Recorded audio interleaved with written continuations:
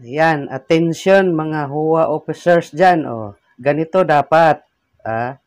Ngayon ay March 10, alas 2 ng madaling araw. Ayan. Ganito dapat, nakasarado yung gate, pero may nagbabantay 24/7. Yan. Oh, alam nyo ba, yung bantay nila, hindi na kailangang bayaran dahil mga opisyalis ay nagre-relibo dyan sa pagbabantay.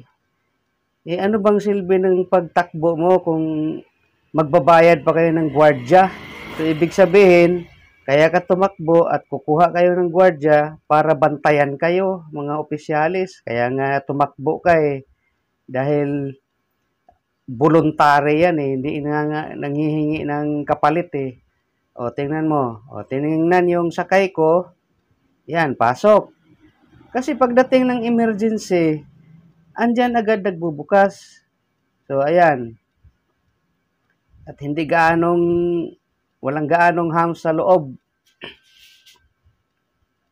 O, naihatid ng maayos. Hindi yung sasabihin mo na may pambayad ka sa gwardya. Ano ka, hilo?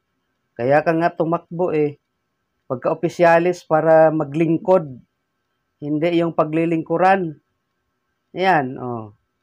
Tingnan nyo, pagpasok ko yun ha. Tingnan mo yung pagbalik ko. O, di ba?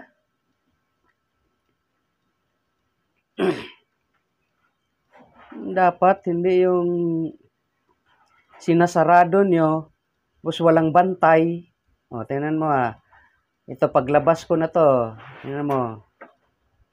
O, yan. Opisyalis yan. O, di ba? O, 24/7 nagbabantay. O, ang ganda ng taga-bukas sara, di ba? Napakaganda. So, sana ganito lahat guys. Good luck. Bye-bye.